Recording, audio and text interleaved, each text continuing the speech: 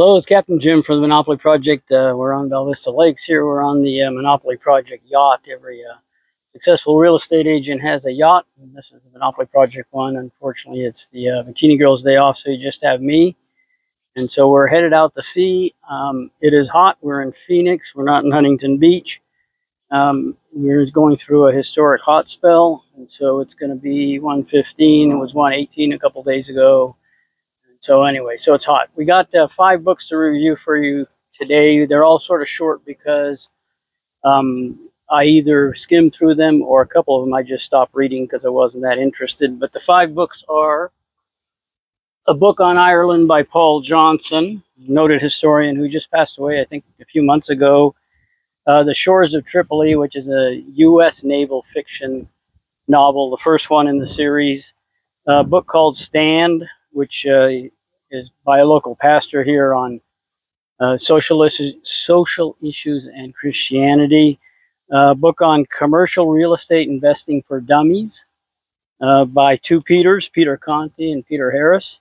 And finally, the 5th book we have is 100 Questions Every First-Time Home Buyer Should Ask, with answers from the top brokers around the country. So let's get right to these books, and we'll get back to you. Okay, Jim back with our 3rd book of the day to review, The Shores of Tripoli, which is subtitled Lieutenant Putman and the Barbary Pirates, Blibin Putman Adventure by James L. Haley. Yeah, you guys all know from listening to my reviews that I'm a huge fan of British naval history. I've read all of them, and currently I'm on the who's Alistair Bond. Alaric Bond. I always get his name wrong. And he's still producing, although I've read the last book that he has produced. So I jumped over to this one, and this one's set in the American Navy at the same time. And of course, the American Navy ends up fighting the English Navy. So we get that cross current in it. This is the first book in Haley's Blibin Putman adventure. Blibin Putman is the main character. He's a son of a farmer in New England. He befriends a southerner who owns a plantation and slaves, of course, and they sail on their first trip, and they go to the shores of Tripoli, which is literally, it's a true story where he has woven in these new characters. And of course, the Shores of Tripoli is in the famous song, We'll Fight Your Battles on Air, Land, and Sea. And the U.S. Marines went there to suppress the pirating of the Barbary nations. And so that's in here, and it's actually really well done, and it's a good history lesson. So, and on the cover it says, "An American Patrick O'Brien, It Is That Good," by the Wall Street Journal. I wouldn't quite put it in the category of Patrick O'Brien. It has a bit of a youth, young coming of age feeling. They do have battles. People get killed. You know, they're his friends and other people. So that's not the issue. It's just that it's a little, it's not quite as hard-nosed as that.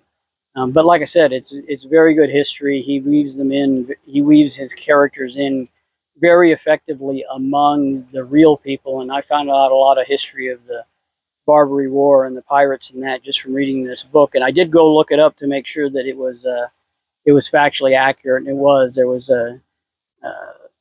an American diplomat, I guess I shouldn't even use that word, who was conniving, and he was trying to get the pirates, the Barbary emes, to agree to the American terms. So what he did is he set an American general to do a land invasion with the ruler's son, brother, who he had exiled.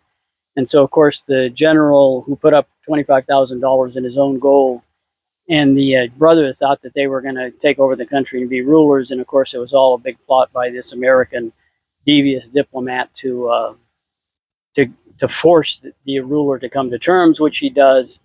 And the rest is history, literally. But in any case, it is very well done. He weaves it in very well. There's a second book, which is actually set like 10 years later when England and the U.S. actually go to war. And I'm about halfway through that. And of course, you can guess what happens is his friend gets captured by the English and he's got to go rescue him.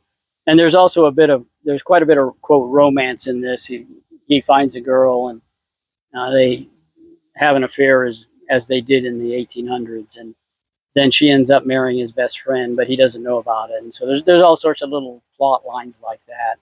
And you know, the difference between men and women, his mother at home versus his father at home. His father has an apple orchard, and he also farms, and he's going to open an ale house because he can make ale and make a lot more money. And there's just things like that. And there are, like in the British naval ones, there are discussions of current prices and, you know, financial things that are, to me, interesting historical details. So I definitely recommend The Shores of Tripoli, and the follow-on is equally good and maybe even a little better because the characters are established and it's easy to follow them and root for them. So Shores of Tripoli, James L. Haley, highly recommended.